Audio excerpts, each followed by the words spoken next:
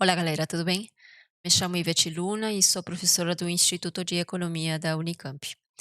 Na aula anterior, nós aprendemos sobre os diversos casos possíveis de testes de hipóteses quando queremos comparar as médias de duas populações. Neste primeiro vídeo da série de exercícios referente ao tema, nós resolveremos um exercício ilustrativo do caso 1, que é o caso de amostras independentes com variâncias conhecidas.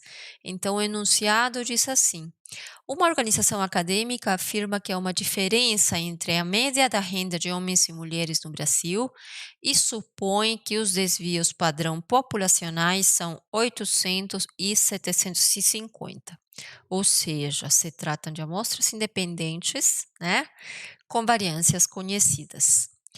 Os resultados de uma pesquisa aleatória de 200 indivíduos de cada grupo, o N é 200 para ambos, homens e mulheres, indicou média amostral igual a R$ 2.370 para homens e R$ 2.290 para mulheres. Os resultados apoiam a informação da organização com um nível de significância de 5%. Para resolver, a gente precisa, então, especificar o as hipóteses, num primeiro momento. Nos falam que simplesmente há uma diferença entre a média das rendas entre homens e mulheres, não nos afirma que alguém ganhe mais que o outro, né?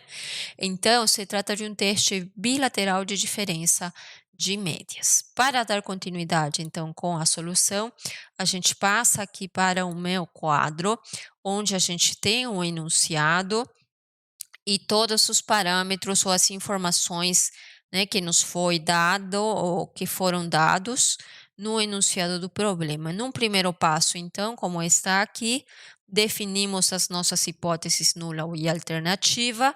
Veja que eu coloquei-las como a diferença de médias, e tenho aqui a diferença, a média de homens com a média salarial das mulheres. Posso fazer invertidos, apenas mantenha essa ordem ao longo do desenvolvimento do teste.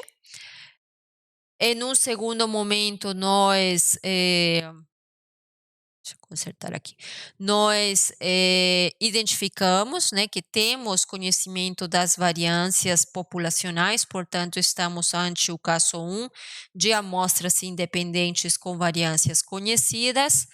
O que nos pede, então, o uso deste instrumento estatístico, né, que é a variável aleatória, a média das diferenças, com uma distribuição amostral plenamente especificada, considerando num primeiro momento que a hipótese nula é verdadeira, né, portanto, essa diferença aqui vai ser igual a zero. No caso dos slides, a gente utilizou o símbolo delta para especificar essa diferença, porque outros testes podem, né, afirmar que essa diferença tem um determinado valor, né, mas no caso somente me interessa verificar se essas médias são iguais ou não, né. A variância da diferença amostral é conhecida, é a soma das variâncias das médias amostrais independentes, portanto, a estatística que eu vou observar é essa diferença, percebe, entre as médias amostrais de homens e mulheres. Como precisamos usar a distribuição normal padrão neste caso, né, já que as variâncias são conhecidas, então a estatística a observar na amostra será a estatística Z na escala da normal padrão. E a gente consegue ela subtraindo a esperança da diferença, que no caso vai ser zero, né? Olha o zero aqui, dividido pelo desvio padrão amostral, que é a raiz de todo esse termo aqui embaixo, né? O teste é um teste bilateral, então a chance de eu errar ao rejeitar a hipótese nula sendo ela verdadeira é dada por valores de estatística muito pequenos ou muito grandes, ou muito negativos na escala da normal padrão, ou muito positivos também na mesma escala, certo? Então, a chance de errar alfa é distribuída em ambas as caudas, por isso que aqui eu tenho essa área em verde que me representa o alfa sobre 2 e aqui do lado direito também. Esse valor negativo é dado fácil diretamente pela função que é enorme no R, com input sendo igual à área, né, que é a probabilidade da estatística ser inferior a esse valor, que será igual a alfa sobre 2. Uma outra possibilidade é também testar a hipótese usando o p-valor, né? Se, por exemplo, a estatística observada for positiva, ou seja, estiver à direita da distribuição, eu vou ter que calcular, para definir o p-valor, a chance de obter essa amostra ou uma amostra ainda mais extrema. Como estou à direita, então eu vou olhar para o lado direito, né, para a cauda direita da distribuição, que é justamente esta área aqui em verde. Então, o meu p-valor vai estar definido por esta probabilidade. Como o p-norm me dá a probabilidade na normal padrão, né, a chance da estatística ser inferior ou igual à estatística observada, que entra aqui como input, né, e eu quero a área à direita, então esse p-valor, neste caso hipotético, seria igual a 1 menos p-norm. Por quê? Porque o p-norm vai me dar a área esquerda, que está aqui em branco. Se eu quero, eu posso destacar essa área com outra cor, amarelo, por exemplo, né? Então, isso aqui vai ser dado por este p-norm. Como eu quero a área em verde, eu vou subtrair e pela diferença eu defino o p-valor. A estatística deu um valor negativo, ela está, vou usar outra cor aqui para não te confundir, não está à direita, e sim é um valor negativo aqui à esquerda. Então, meu p-valor vai ser dado pela chance dessa amostra acontecer ou amostras mais extremas, ou seja, seria esse lado da distribuição. Então, isso aqui já seria calculado diretamente por um p-norm dessa estatística aqui, que para não te confundir, vou chamar de P estrela. Então, ele entraria como input da função p-norm.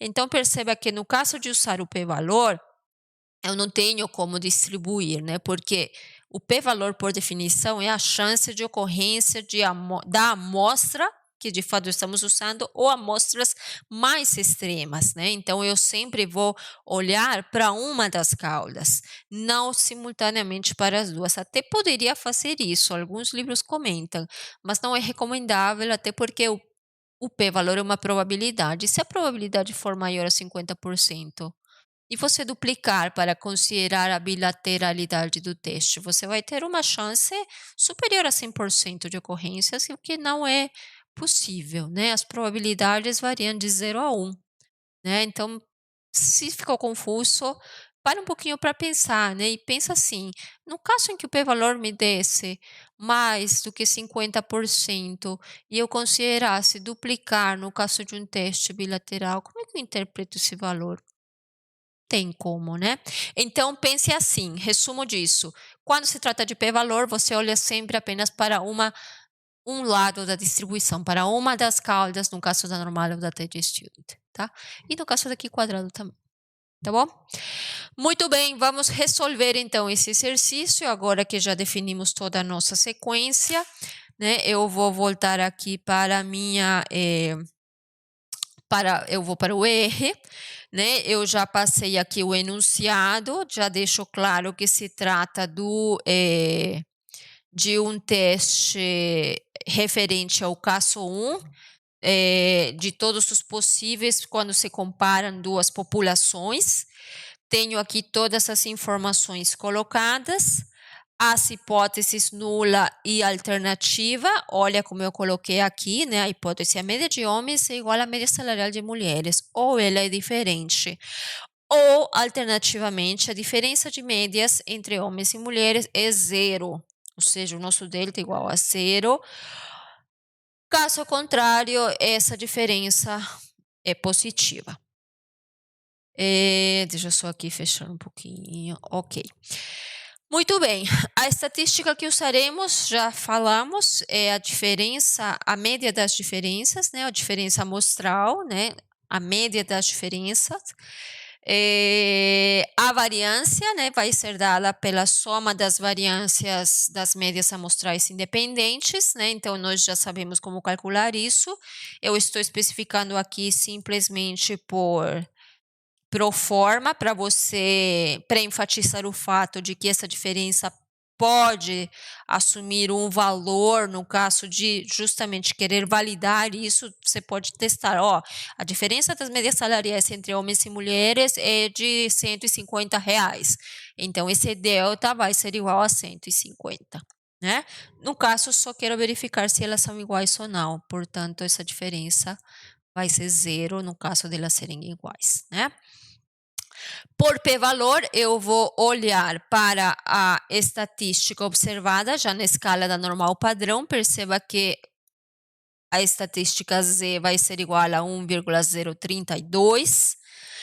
O p-valor, então, perceba que então deu um valor positivo, portanto, estamos na cauda direita, né? Do jeito que a gente fez no gráfico, né? Se você volta lá no meu quadro branco, você vê que estamos justamente neste caso aqui, da área verde, né? Ou seja, o p-valor vai ser dado pela chance de obter uma estatística maior ou igual que a estatística observada na nossa amostra. Se esse valor for minúsculo, significa que ou a amostra é esquisita ou a distribuição que a gente considerou está errada. E se a distribuição está errada, então eu vou rejeitar a hipótese nula, né? Em outras palavras, se o alfa for 5% e esse p-valor for um valor tão pequenininho, tipo 0,1%, significa que a amostra está me colocando dentro da região crítica, porque esse Z óbvio vai estar posicionado por aqui, tendo em vista que o p-valor vai ser menor que o alfa, que neste gráfico aqui estaria representado por toda a área em verde, né? O meu p-valor seria a área em azul aqui, né? Então, eu rejeitaria a hipótese nula, né? Voltemos então, já que sabemos que o meu p-valor vai ser dado por esta probabilidade, né? Utilizando a função p-norm no R, eu vou calcular essa área em verde pela diferença, né? Do total, que é 1, e subtraindo a área em amarelo, que está à esquerda da minha estatística, certo? Então, voltando para o R, ok. Nós temos que esse p-valor vai ser 1 menos o p-norm da estatística observada, um p-valor de 15%. O meu alfa é 5, então eu estou fora da região crítica. Estando fora, a gente não rejeita a hipótese nula, portanto, podemos afirmar a 5% de significância que homens e mulheres, em média, ganham igual. Bom, esse é o vídeo, então, referente ao caso 1. A gente se encontra no próximo para explorarmos o caso 2, tá bom? Muito obrigada, então, e até a próxima.